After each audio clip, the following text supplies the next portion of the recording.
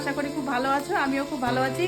তো আজকে আমি ঘরে রান্না নিয়ে চলে এসেছি। আজকে আমি ঘরে রান্না করব কাতল মাছ আলু ফুলকপি দিয়ে ঝোল করব। তো আজকে আমি ঘরেই রান্না করছি।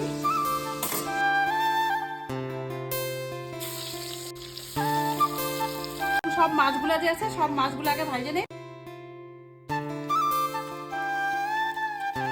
এখানে তো মাছ ভাজা হয়ে গেছে, এখন ফুলকপি আলু তরকারি যে করবো এই সবজিটা বসাই।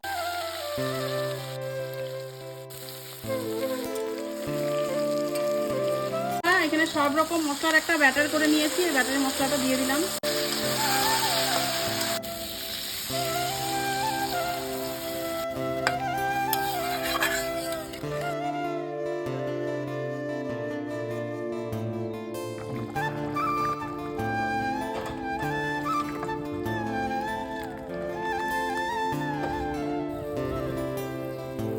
তোমাদের সাথে আমি ছোট্ট একটা রান্না শেয়ার করলাম।